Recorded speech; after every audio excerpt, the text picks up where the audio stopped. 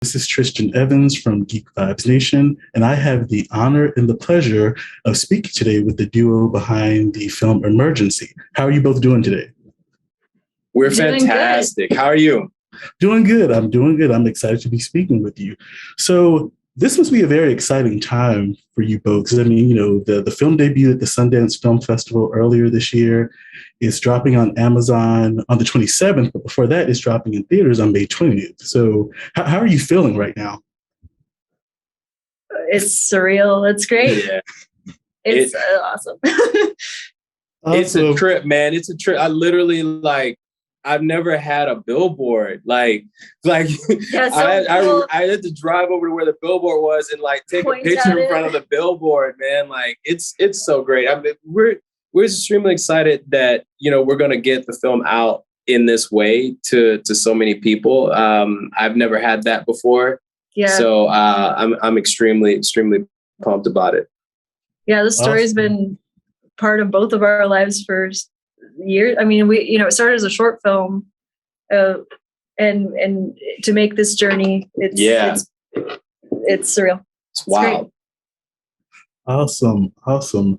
So we over here at Geek Vibes Nation love Emergency. I've watched it twice now, and of course I plan on watching it again once it drops in theaters and on Amazon. But it was so funny. I was having a conversation with a friend not too long ago, and I was like, you know what? I want to see more quirky, funny coming of age films, you know, starring Black kids. And I love that with this film, we kind of got that comedic, quirky aspect.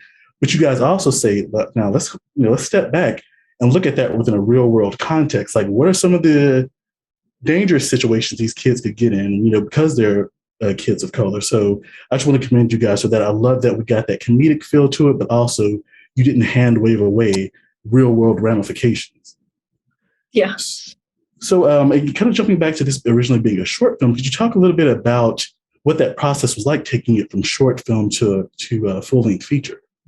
Yeah, the process was, so we made the short in Project Involve, which is part of Film Independent, and we got it out there with no expectations of anything. You know, it was not made as a proof of concept. It was just standalone. You know, wanted to make something that would say something. It would be, you know, hopefully it resonates. We were like, we don't know. We were hope this works, because you know it's a unique tone. Which is what was exciting about it for me when I read the short. And so, you know, it won a couple of festivals, South by Southwest and Sundance. And at Sundance, I think it was a South by. Someone asked the question of what are you doing with it? What's next with it? And I just blurted out that we're making a feature. And I was like, okay, I guess I'm writing the feature now. Katie didn't know anything about that plan. I had made my own plan and told Katie about it, to everyone. Yeah. But you know, Katie, she was like, yeah, let's see what that looks like, you know? And, you know, we both love these characters. When we wanted to expand the world of it, and we would have more of a canvas to paint a bigger picture. And for me, you know, speaking for what was really exciting for me was the exploring the complexity and nuances of the relationship between Kunle and Sean. Because I felt like the short, for me, when it ends, I want to know, where does that friendship go from here? What's 6 months down the line? What is that going to look like for these guys who have revealed some things to each other about how they see the world? So in this feature, I was like, we can explore that friendship in the moment and see it being pulled apart because of this situation that they're in. And, you know, really show a beautiful relationship between two young Black men that we don't get to see that often. So that was the thing. I was like, I'm all in on this. And Katie, you know. Yeah. And I mean, it was funny just because I remember after you announced that we were working on it, we actually sat down and talked about it that day. Yeah. And I remember just, we came up in that conversation. I was like, well, I think that if we do it as a feature, it has to be one of those one crazy night stories, because the short film was essentially watching these guys in real time. Like, they find these guys find an unconscious white woman, a young woman on their floor. And the short film was just watching them discuss whether or not they should call 911. And it's just like watching the kind of absurdity of their conversation spiral, which is, it's in the feature film as the kind of end of Act 1. And, expanding that was we wanted to keep that real time feeling. And so it kind of like from there, we realized that, oh, this is sort of like the world's shortest road trip movie. Yeah. It's also like, it's sort of many things. It's also kind of a deconstruction of the college party movie. Cause it's like, if you really think of like the college party movie tropes, like it starts out like, ooh, this is going to be like, they're going to have a wild spring break night in the future. And obviously they want to get back to being in the college party movie, but they're not allowed to be in that movie. It's like they want to be in that movie, but they're not in that movie. They keep trying to get back to that movie, but just the stars aren't aligning for them. So, so that was an opportunity to really dig into more of the nuances of where are these guys from? Like, why do they hold the point of views that they have? Yeah. And what is their sort of bromance love story throughout the movie? And it was really, I felt like it was a very natural process. It was not a there were certain things that were obviously like tonally challenging. Just we wanted to get it right and make sure that it was. But I feel like in terms of writing the characters, they were so alive for us. We talked about them so much before I started really writing a script, and it was just I like very much fell in love with them. And like when we got to casting them, it was so great to see them actually come to life, because there's nothing quite like the feeling of writing characters and living with them for so long as just voices in your head, and then seeing actors bring them to life is just incredible. Yes, this is great. It's very great. So speaking of characters, KD, I wanted to ask you, because I feel like in this film, one thing you did really well, you both did really well, was give every character a very distinct personality. Like I felt like every character served a purpose, where sometimes in ensemble films, you're like, okay, those two characters really could have been one character. That character really didn't do anything. But I think you both did such a good job of giving everybody a voice and giving everybody a purpose. So could you talk a little bit about the writing process and how you did that?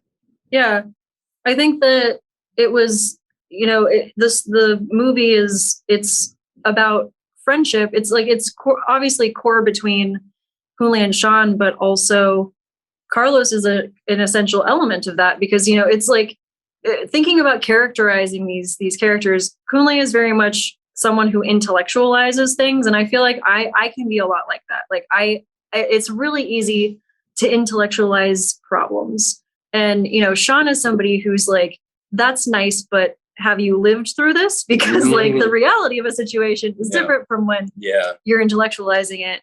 And then Carlos is somebody who is just, he's compassionate. And like, to the point where, I mean, if you're looking at this group of characters, Sean is somebody who starts the movie as somebody who's like deeply ashamed of being around someone like Carlos. And like the thing that's embarrassing about Carlos to him is that he's this just compassionate guy who's like, he's kind of wears his heart on his sleeve and like openly cares about his friends. And like, I feel like in many ways, a lot of us are afraid of being the Carlos in our friend group, of like being that person who's like, you're showing vulnerability and maybe you're being made fun of behind your back or something like that. And I think that, by the end, it's the question of like how, like these guys all come to realize like what they love in each other, and the things that like the reason that you come to see like the reason why these guys are friends with each other is because they all have these elements of each other that the other ones lack. Yeah.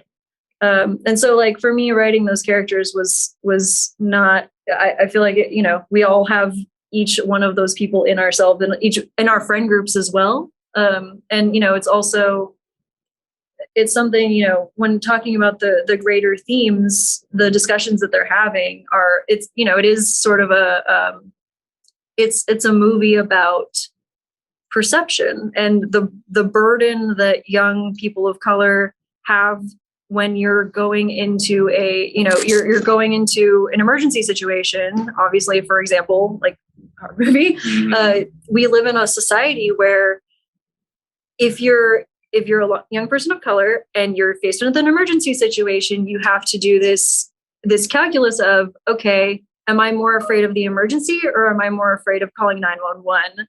Because like, how does this look? Like, how am I going to be perceived in the situation? Mm-hmm. What do I look like? How can I mitigate how I'm being perceived? And like seeing all their points of view on that was also very important for like characterizing them too, is like, to what extent does that factor into each of their points of view and their upbringing, and but also making sure that it feels personal. Yeah. Yes, absolutely. Absolutely. And for my final question, I wanted to ask you both, what's the message you want people to take away from when they leave this film?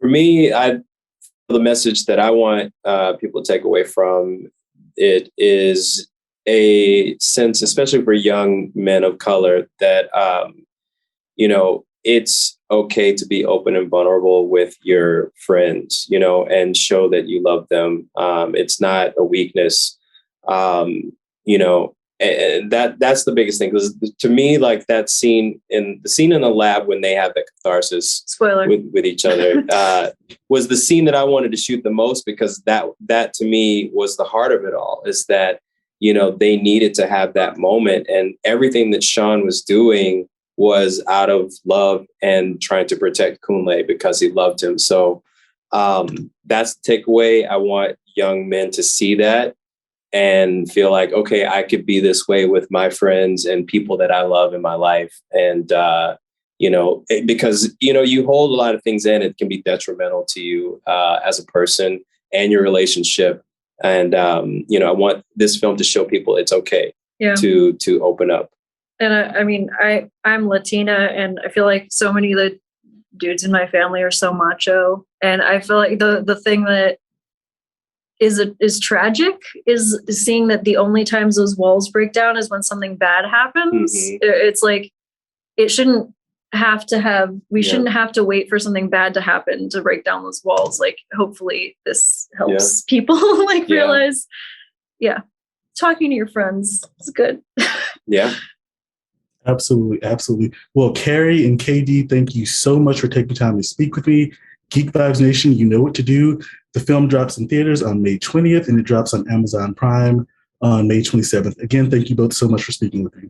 Thank you, man. Have a great day. You too. Thank you.